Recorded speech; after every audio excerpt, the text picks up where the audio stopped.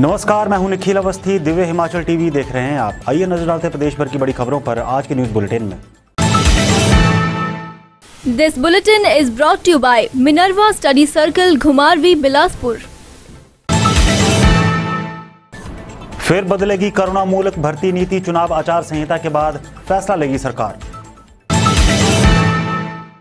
Conductor भर्ती परीक्षा परिणाम के बाद अब लटक गई नियुक्तियां, इंतजार में सैकड़ों कैंडिडेट। महिला डाकिया के घर से बिन बांटी चिट्ठियों के 10 बोरे मिले, पहले भी मिले थे हजारों दस्तावेज। 10वीं के परिणाम से संतुष्ट नहीं छात्र, फिलहाल नहीं मिलेगा स्वर्ण जयंती सुपर 100 योजना का लाभ। कांग्रेस ने मांगा सरकार से हिसाब, बताएं कितने चुनावी वादे पूरे किए। कोयले की कमी में हिमाचल की हो गई कमाई, ऊर्जा निगम ने हफ्ते में बेच ली 21 करोड़ की बिजली। किसानों की सरकार को 2 टूक चेतावनी, या तो धान खरीदे या फिर आंदोलन को रहे तैयार। और अब समाचार विस्तार से। राज्य में करुणा मूलक भर्ती नीति में फिर बदलाव होने जा रहा है। मुख्य सचिव के स्तर पर इस बारे में हुई 2 बैठकों के बाद अब वित्त विभाग संशोधन का ड्राफ्ट तैयार कर रहा है। इसके बाद इसे कैबिनेट में रखा जाएगा। अंतिम फैसला राज्य सरकार चुनाव आचार संहिता हटने के बाद ही लेगी। राज्य में करुणा मूलक भर्ती नीति में फिर बदलाव होने जा रहा है। मुख्य सचिव के स्तर पर इस बारे में हुई 2 बैठकों के बाद अब वित्त विभाग संशोधन का ड्राफ्ट तैयार कर रहा है। इसके बाद इसे कैबिनेट में रखा जाएगा। अंतिम फैसला राज्य सरकार चुनाव आचार संहिता हटने के बाद ही लेगी। वित्त विभाग में जारी समीक्षा में हालांकि वन टाइम छूट देकर सभी आवेदन करने का फैसला होने की उम्मीद नहीं है। इसके पीछे सुप्रीम कोर्ट के ऑर्डर और संविधान के अनुच्छेद 14 और 16 हैं, लेकिन आय सीमा से लेकर विभागीय कोटा में बदलाव किया जा सकता है।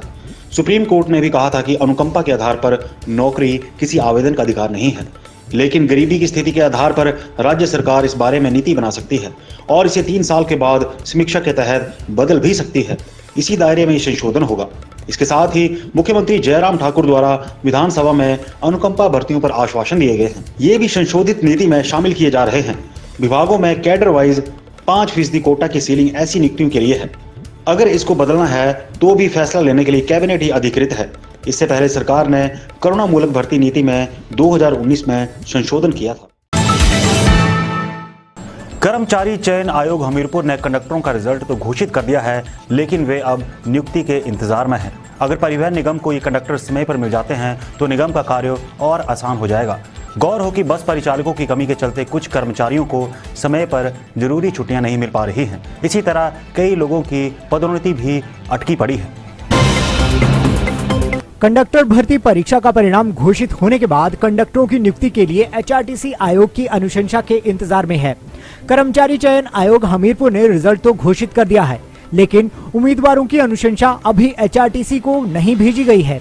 ऐसे में हरी झंडी मिलने के बाद ही एचआरटीसी में नए कंडक्टरों की नियुक्ति होगी।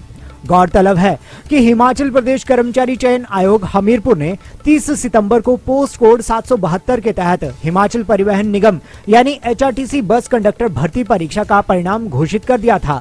मेरिट के आधार पर 565 अभ्यर्थियों का चयन हुआ था, जबकि स्वतंत्रता सेनानी कोटे से ओबीसी का 1 और एससी आरक्षित श्रेणी के 2 पद समेत कुल 3 पद खाली रह गए थे। आयोग ने एचआरटीसी बस कंडक्टर के 568 पदों को भरने के लिए दिसंबर 2019 में आवेदन मांगे थे। आवेदन आने के बाद आयोग ने 18 अक्टूबर 2020 को लिखित परीक्षा का आयोजन किया था। पति को आत्महत्या करने के लिए मजबूर करने वाली हवालात में बंद महिला डाककर्मी के घर से चिट्ठियां मिलने का सिलसिला अभी खत्म नहीं हो रहा है। मामला मंडी के सरकाघाट क्षेत्र का है। आइए देखते हैं इस रिपोर्ट में।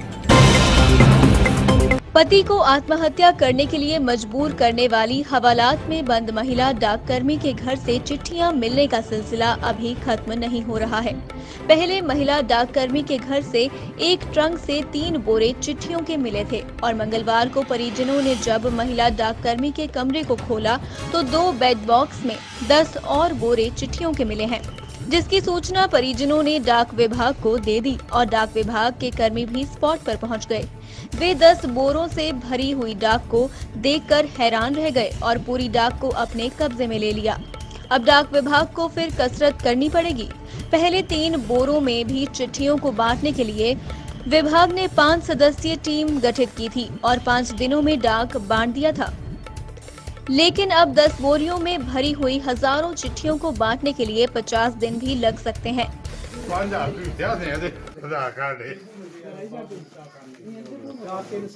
रामपुर से आई है जी।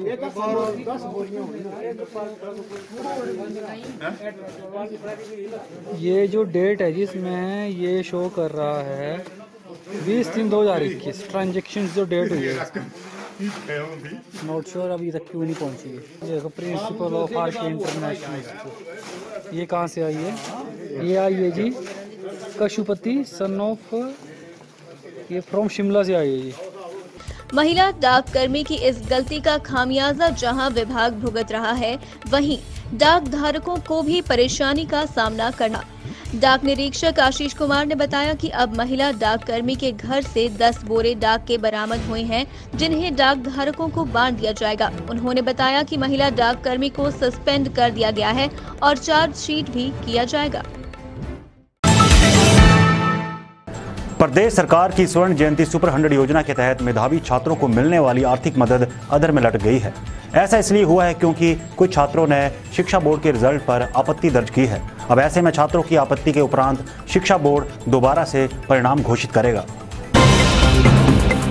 प्रदेश सरकार की स्वर्ण जयंती सुपर 100 योजना के तहत मेधावी छात्रों को इस योजना के तहत अभी आर्थिक मदद नहीं दी जाएगी।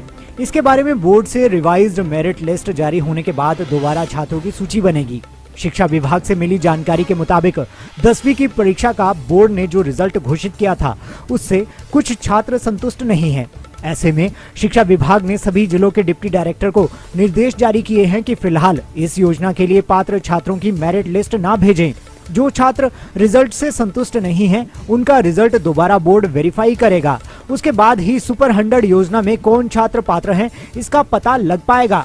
गौर रहे कि पिछले साल कोविड के चलते छात्रों के एग्जाम नहीं हुए थे और छात्रों की पूरी साल की परफॉर्मेंस और प्री बोर्ड एग्जाम के आधार पर ही छात्रों को अगली कक्षा में प्रमोट किया गया था। ऐसे में कुछ छात्र इस परिणाम से संतुष्ट नहीं हैं। ऐसे में साल 2021-22 की दोबारा मेरिट लिस्ट बनेगी।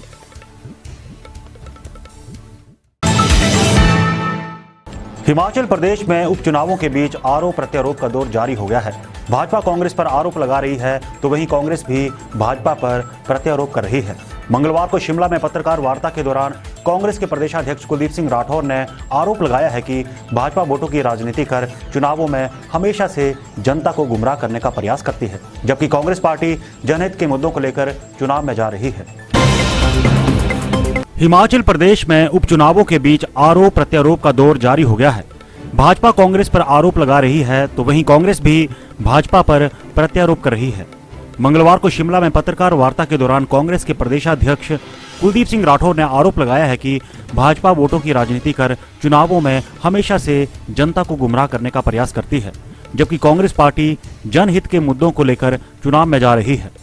प्रदेश कांग्रेस अध्यक्ष कुलदीप सिंह राठौर ने शिमला में पत्रकार वार्ता को संबोधित करते हुए कहा कि कांग्रेस पार्टी मंडी लोकसभा समेत फतेहपुर अर्की एवं जुब्बल कोटखाई चारों सीटों पर विजय होगी। उन्होंने कहा कि पार्टी के सभी नेता और कार्यकर्ता एकजुटता के साथ अपने अपने क्षेत्रों में कांग्रेस प्रत्याशियों के लिए चुनाव प्रचार में डटे हुए हैं। प्रदेश कांग्रेस अध्यक्ष ने कहा कि अखिल भारतीय कांग्रेस कार्य समिति के सदस्य और हिमाचल प्रदेश के प्रभारी राजीव शुक्ला उपचुनावों के दृष्टिगत प्रदेश का प्रवास कर चुके हैं और प्रभारी सचिव संजय दत्त हिमाचल प्रदेश में हो रहे उपचुनावों वाले क्षेत्रों में निरंतर दौरा कर कार्यकर्ताओं के साथ संवाद स्थापित कर रहे हैं। इसे कहते हैं मौके का चौका। देश भर में जब से बिजली संकट की बात चली है, हिमाचल प्रदेश में इसे एक मौके के तौर पर देखा गया है। कोयले के संकट के कारण कई राज्यों में चल रहे बिजली संकट का हिमाचल प्रदेश पावर कॉर्पोरेशन ने अच्छा फायदा उठाया है। ऊर्जा निगम ने अपने बिजली प्रोजेक्टों में अपने हिस्से की बिजली को ज्यादा रेट वाले समय में बेचकर एक हफ्ते के भीतर 21 करोड़ रुपए कमाए हैं। कोयले के संकट के कारण कई राज्यों में चल रहे बिजली संकट का हिमाचल प्रदेश पावर कॉर्पोरेशन ने अच्छा फायदा उठाया है। ऊर्जा निगम ने अपने बिजली प्रोजेक्टों में अपने हिस्से की बिजली को ज्यादा रेट वाले समय में बेचकर एक हफ्ते के भीतर 21 करोड़ रुपए कमाए हैं। इसमें बिजली को औसत रेट भी 11 रुपए प्रति यूनिट मिला है, जो इससे पहले 2.5 से 3 रुपए होता था। ऊर्जा निगम के पास 3 प्रोजेक्ट हाइड्रो के इस समय है। इनमें साबड़ा कुड्डू प्रोजेक्ट, सैंज प्रोजेक्ट और काशंग प्रोजेक्ट शामिल हैं। साथ ही नैना देवी के पास 5 मेगावाट का एक सोलर प्रोजेक्ट है। करीब 276 मेगावाट बिजली ऊर्जा निगम उत्पादित कर रहा है। इनमें से राज्य सरकार की इक्विटी के शेयर के अलावा अपने शेयर को ऊर्जा निगम ग्रिड के जरिए बेच रहा है। विधानसभा क्षेत्र इंदौरा के ठाकुरद्वारा में आज दूसरी बार किसानों ने पगड़ी संभाल जट्टा मुहिम के बैनर तले एक संयुक्त सभा का आयोजन किया। इसमें प्रशासन को चेतावनी दी गई है कि यदि धान खरीद केंद्र नहीं खोला गया तो वे धरना प्रदर्शन करेंगे। विधानसभा क्षेत्र इंदौरा के ठाकुरद्वारा में आज दूसरी बार किसानों ने पगड़ी संभाल जट्टा मुहिम के बैनर तले एक संयुक्त सभा का आयोजन किया। इसमें लगभग 300। इस संयुक्त सभा में पंजाब किसान यूनियन, हिमाचल प्रदेश किसान सभा, पगड़ी संभाल और अखिल भारतीय किसान सभा के किसानों ने भाग लिया। इस बैठक में किसानों ने भारतीय खाद्य निगम के पत्र को प्रमुख रखते हुए ये निर्णय लिया कि वह कल सुबह भारी तादाद में किसान इकट्ठे होकर एसडीएम इंदौरा के माध्यम से भारतीय किसान निगम तथा हिमाचल सरकार को ज्ञापन सौंपेंगे। इसमें मुख्य मांग ये है कि धान खरीद केंद्र को जल्द से जल्द खोला जाए ताकि किसान अपनी फसल को सही समय पर और उचित मूल्य पर बेच सकें। गौरतलब है कि हिमाचल सरकार ने एक नोटिफिकेशन जारी करते हुए रियाली और त्योरा में धान खरीद केंद्र खोलने को लेकर जारी की थी, परंतु 12 तारीख तक धान खरीद केंद्र नहीं खोला गया। इसी के विरोध स्वरूप कल वहां धरना प्रदर्शन का ऐलान किया गया है। साडी सरकार सुनाई नहीं करेगी। साडे कोल है सब कुछ है, एमएलए भी है, साडे कोल एमपी भी हैगे न, साडे कोल सरकार भी हैगी है। साडी सरकार सुनाई नहीं कर रही। मैं इनू कड़े शब्दां दे नाल अपने ਵੱਲੋਂ ਤਾਂ निंदा करदा, बाकी लोग करन ना करन। और अब चलते चलते कुल्लू के बंजार में 2 मंजिला मकान में सुलगी लपटें, 3 कमरे राख, 4 लाख का नुकसान। रेणुका जी में शराब से लदी 2 गाड़ियां जब्त, 70 पेटी दारू बरामद, 5 तस्करों पर एफआईआर। ठेकेदार को 7,36,000 पेनल्टी, बिना डॉक्यूमेंट बद्दी से ला रहा था मेडिकल कॉलेज का सामान। नवंबर में होगा धर्मशाला मैक्लोडगंज रोपवे का आगाज, तकनीकी समिति कल देगी अप्रूवल, पर्यटन को मिलेगी गति। तो चलिए आज के लिए बस इतना ही और देखते रहिए दिव्य हिमाचल टीवी।